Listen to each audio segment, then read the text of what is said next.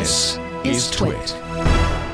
Every time I get the chance to step into a new world in virtual reality, it seems like it goes up another level to another level, and I just have so much fun doing it. So that's why I'm really excited to be here with Ben Freeman, CEO of Infinadeck, because we're going to, take a look at this awesome treadmill, this like next generation treadmill behind me.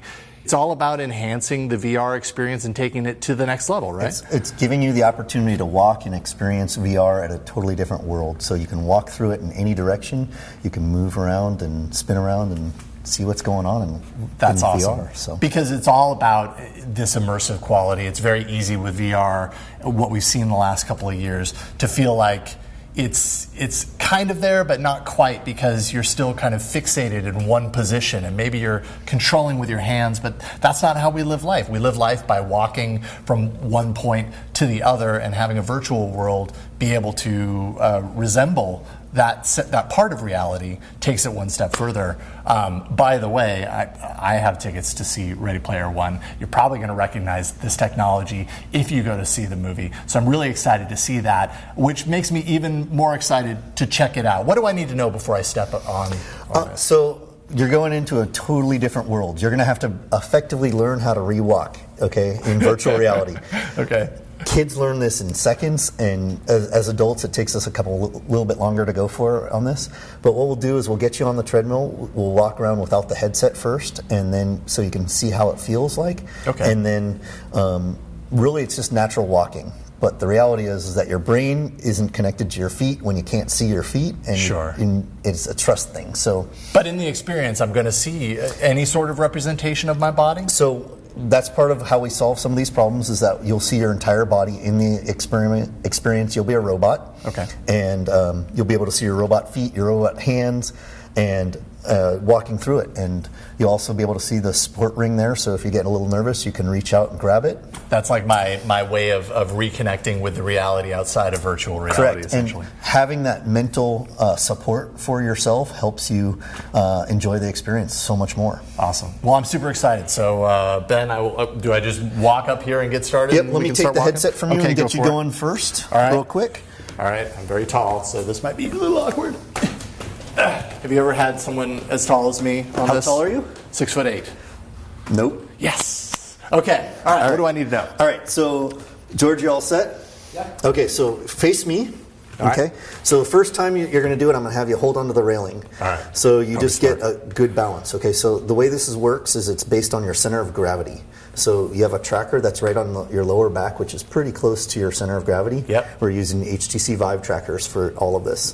Got it. So right now your feet trackers are really just there to show your robotic feet, so you can see your body in VR. We'll use those later when we get the headset on. So now just relax, hold on to the railing. When he starts, the system is going to center you, and then after it does that, you can start walking. Okay. When you start walking, I'll give you a tip. How do you normally walk? You don't walk looking down, you look straight ahead. Sure. So walk looking straight ahead with your hands out to the sides. It'll help keep your balance. Okay. If you put them out in front, you'll start to lean a little bit, and that's not natural. Right. So just try to keep them out to your side a little bit, and you should be good. All right. All right. You ready? I think so. Here you go. Okay. So you just got centered, and just go ahead and walk. I'm not even going to look down. If I walk faster, it's going to move faster in any direction? If you walk faster, it'll move faster. Okay. Oh, I want to slow down, turn around.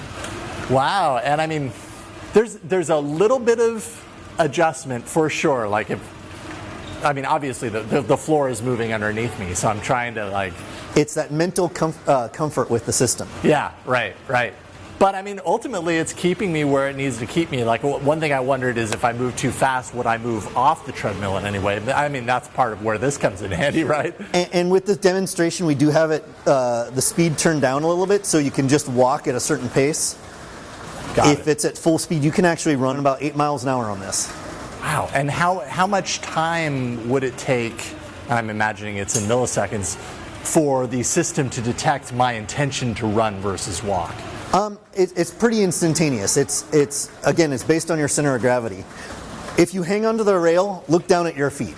Okay. Yeah. Wow. That's really cool. And I did notice, I mean, even when I wasn't hanging onto the rail, if I, for a split second, decided I was going to start shifting my view downward, totally throws me off. Yeah. But that's not an issue when you're actually in the VR experience. No, it's actually harder to walk without it. Right. Because you're thinking about it. Like walking on the diagonal, everyone thinks is really weird. It's actually harder to walk on the diagonal and you focus more on it when you're walking on the diagonal without the headset on. Got it. When you're in VR, you don't notice it at all. That's cool. All right, I think I feel ready? slightly more comfortable now, Yep. and I think I can do this. So we're going to drop this into your pocket here. All right, that's like a battery pack. It's a battery pack for your headset. Okay. Slide it on your face first, and there you go. Adjust that so it's in a good position. All right, I'm seeing a grassy plain. And I have a visual representation of both my hands and my arms in here, but I also have the controllers themselves. I will also say that there aren't many VR experiences where I've looked down and saw my feet moving the Just way like that the ring, awesome. being able to see your body helps you feel comfortable and not lose your balance and things like that. Makes me want to kick something. But I won't, because I've got expensive technology connected to my feet. All right. You all set? I think so. Okay, so same thing, you're holding off to the side. Okay. Onto the ring a little bit. Yep. It's going to center you, and then you can start walking once you feel comfortable. So I'd say hold on to the ring a little bit. just to start off with. Now, one question that I've had about this particular aspect of things, like emulating real-world walking experience, is that in the real world, when we walk from point A to point B, it's kind of boring, because it takes a long time to get from point A to point B. How, in a virtual sense, do we keep the fast-moving pace of video games that we expect? So what we can do is the way it's mapped, your steps that you're taking in virtual reality and real reality can be mapped at different speeds. If you're a character that's 2 inches tall and you're in a big scene, your gait on your step is very different than the gait if you're Godzilla walking through Tokyo. Oh, so you can have my movement actually track faster, because right now I feel like I'm going relatively slow compared to... Well, right now you're actually walking up a hill. Okay, so it's more effort. Yep. And if I try and go up there, it's a little too steep for you to make it up. So I feel like I want to jump up there, but I can't. So I'd say walk across it or down the hill. Yeah, I'll go ahead and walk down the hill. So, okay, and explain this experience a little bit. What am I looking at? I imagine you guys have created this tailored to this hardware. How did you create it? What do you have going on here? So we're using Unity to develop this for the software environment, and it's kind of an environment that we found in there that we like to use and developed it just as a simple demonstration of what it's like to walk through a world. We have a couple other worlds that we can have people go through. This is one that we really like. So when you're talking about a moving floor, obviously there is a balance perspective, which is evident by the fact that I never let go, because I'm slightly nervous about letting go, right? It takes some getting used to moving free form without holding on. But when it comes to doing things in VR that we're so accustomed to doing, which is like full freedom, right? Getting super close to something down here. It's part of our nature to want to get down and smell the roses. How much training does someone have to do for that to be comfortable while standing on a moving floor? So that's a really tough challenge to do, believe it or not, because you've got to have a tracking system that can recognize the difference between crouching, falling, and walking or moving in a specific direction. So that's one of the development challenges that we're still addressing, and the world is still addressing, to how to manage those kind of challenges. Sure. I mean, I definitely having the kind of border to hold on to really helps that. It allows me to kind of feel comfortable ducking down. Doing it without, there's a lot of trust there that everything's going to go okay. Imagine leaning over to tie your shoes, right? Be a little bit of a challenge. Or ducking down because someone's shooting from the top there. In a video game and VR world, you want to be able to move as quick as we're used to moving. And certainly on something like this, it takes a little bit of getting used to. And speaking of kind of the software aspect of things, obviously you guys created this to show off the hardware. What about third-party developer access? You probably want a lot of people to create experiences that tap into this. You have an SDK. Talk a little bit about that. So earlier this week we had our kind of global launch party for launching our SDK. So there's an application on our website that you can apply and become a partner of ours to develop for this.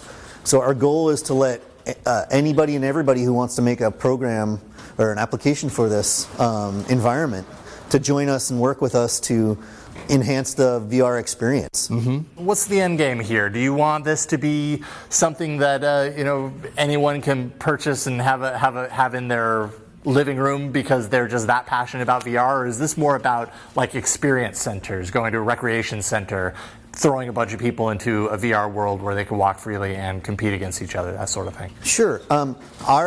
Our plan right away is to launch this for VR gaming centers throughout the world and work with medical device companies. We believe there's a lot of potential for physical therapy, stroke recovery, relearning how to walk after part of your body has been paralyzed, corporate training, firefighter training, where firefighters can have a training center with 5 or 10 of these, and they can set their whole gear, get on their whole gear and walk through a house as it's burning. Wow, I can't even, I hadn't even considered the kind of the therapeutic aspects of this kind of technology. You could give someone legs that maybe doesn't have them in the real sense, or give someone mobility, let's say, that might not have that type of mobility in the real world. And it just takes that VR experience one step further. This is really cool stuff. I love it. Along with our software development, we've also got beta systems that we're going to try to ship before the end of the year. So we can get units in VR centers, medical device manufacturers, work with partners to get these out to the public. When could people possibly start seeing these things in places that they go? We hope sometime next year that we'll have some of these in some VR centers. All right, cool. Let me see here. Gotta loosen the mask and come back into reality where the ground is not moving. This is really cool stuff. You guys have got to be super proud of the big week that you've had and kind of where this is headed. Yeah, we're really excited about this. I mean, this is, in our opinion, groundbreaking technology. This is something that we can help make the world a better place, and both for entertainment and therapies, and just help people throughout. It's a really exciting time for us and really exciting time for everybody. Yeah, well, VR is just undergoing explosive growth right now, and it's cool to kind of see that virtual world expand into new places that really felt like science fiction 20 years ago, and we're there right now, and you guys are kind of leading the charge on this type of expansion of that experience. It's really cool talking with you. Ben Freeman, CEO of Infinadeck. Best of luck. I hope that we see these in places soon that I take my kids, because I know they'd love to give it a spin too. Great. Thank you very much. Thank you, Ben.